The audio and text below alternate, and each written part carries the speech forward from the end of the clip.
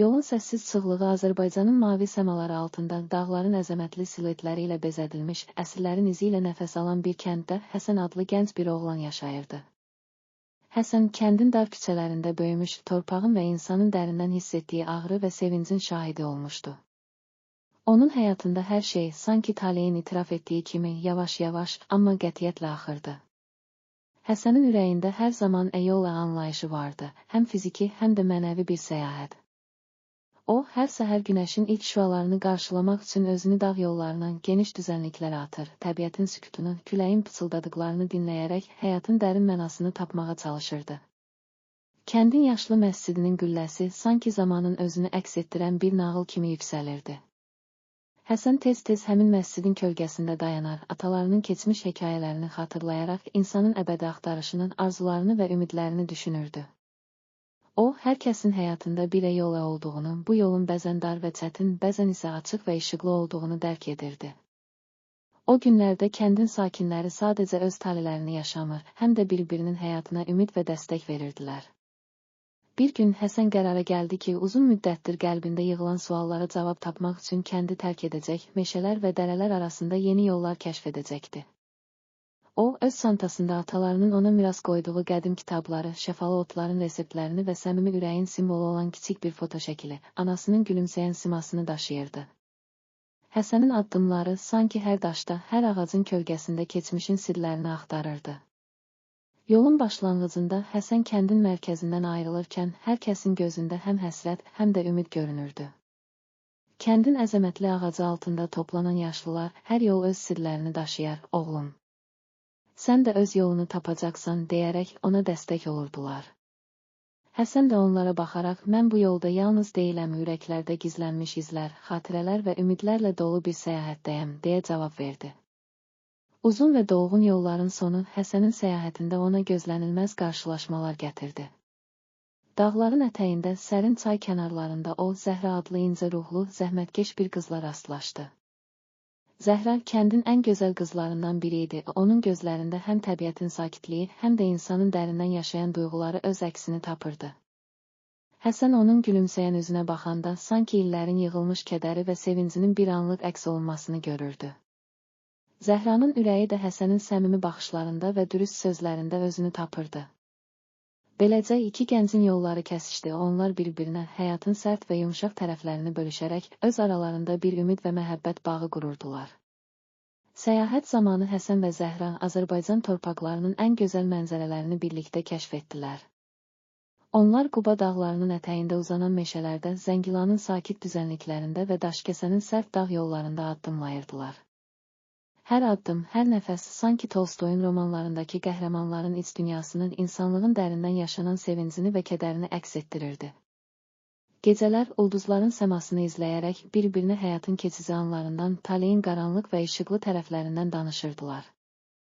Zəhranın səsi sanki incə bir musiqi kimi Həsənin ruhunda dərin izlər buraxırdı. Hər söhbət, hər baxış onlara öz həyatlarının mənasını bir daha düşündürürdü.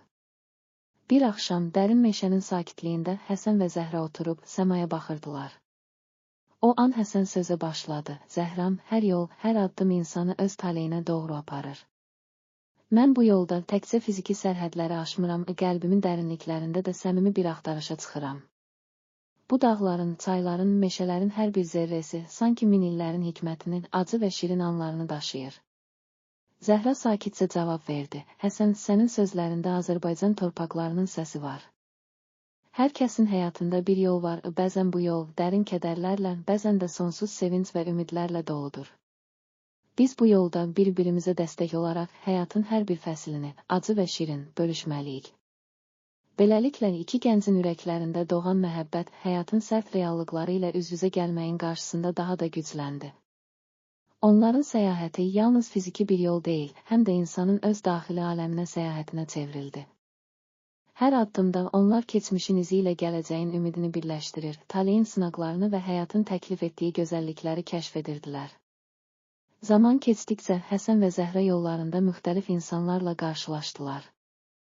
Onlardan biri kəndindən uzaqda böyük şəhərlərin şirniyyət dolu küçələrində yaşayan, lakin öz kökünü unutmayan İbrahim idi.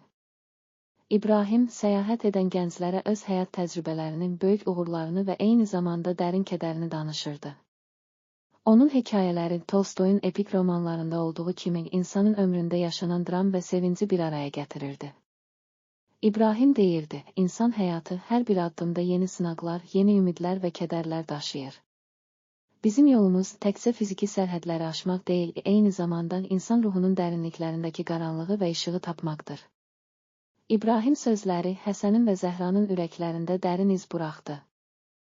Onlar hər bir kəsin həyatında özünə məxsus bir yolun olduğunu, hər yolun fərqli bir mənaya sahib olduğunu anladılar. Bu anlayış onların səyahətini daha da mənalı və qiymətli etdi. Günlər, aylar keçdikcə Həsən və Zəhra səyahətlərində müxtəlif çətinliklərlə üzləşdilər. Bəzən yol buludlarla örtülü, bəzən də dağ yolları enişli yoxuşlu idi. Lakin hər bir çətinlik onlara yeni dərslər, yeni ümidlər öyrədirdi.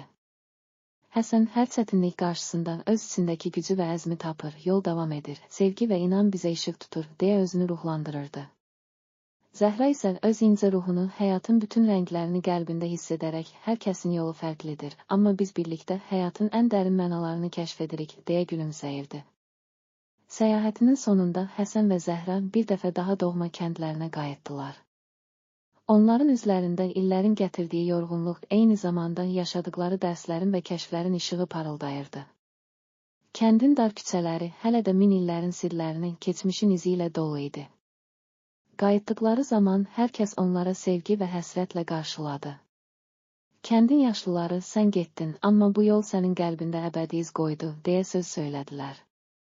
Həsən və Zəhra isə öz aralarında yol bizə öyrətdi ki, həyatın mənası yalnız gedilən yolda deyil, həm də bu yolda öyrənilən dərslərdə gizlidir, deyərək baxışdılar. Bu səyahət Həsənin və Zəhranın həyatında dərin izlər buraxdı. Onlar anladılar ki, hər bir insanın yolu fərqli çətinliklərlə, uğurlarla və kədərlə doludur, lakin ən əsası bu yolda birlik, məhəbbət və ümidin dəyəridir. Həyat Tolstoyun böyük əsərlərində olduğu kimi həm acı, həm də şirin anlarla zəngin idi. İnsan bu səyahətdə öz içindəki gücü tapır, həyatın mənasını və sevginin dərinliyini kəşf edirdi. Kəndin təravətli havası, gecənin səssizliyində və səhərin ilk işıqlarında hər kəsin ürəyində yaşayan o səmimi ümidləri insanın özü ilə barışmasını simvolizə edirdi. Həsən və Zəhra indi artıq yalnız öz talelərini deyil, həm də kəndin, bütün torpağın qəlbində yaşayan sirləri və tarixini daşıyırdılar. Onların hekayəsi yolda atılan hər bir addımın, qarşılaşdıkları hər bir insanın və yaşadıkları hər bir anın canlı şahidi kimi gələcək nəsillərə də ilham verəcək, həyatın ən dərin mənalarını çatdıracaq bir dastan oldu.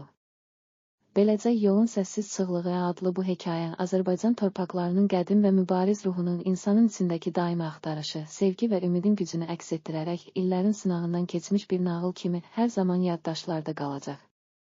Hər bir addımda, hər bir nəfəsdə insanın ürəyində yaşadığı o əbədi səyahət, hüzur və kədər Tolstoyun epik əsərlərinin incəliyi ilə birləşərək həyatın mənasını, yolun əbədi sükutunu və sarsılmaz inamını bizə xatırladır.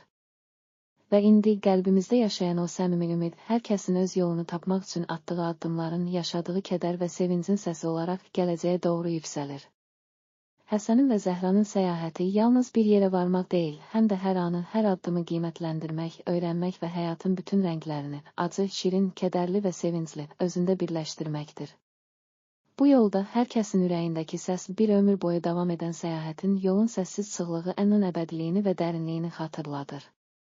Beləliklə, bu hekayə Azərbaycan torpaqlarının nəbzini, insan ruhunun dərindən yaşayan hisslərini və həyatın incə sirlərini bizə çatdıraraq, hər kəsin qəlbində yeni ümidlər, yeni yollar və sarsılmaz inam izləri buraxdı.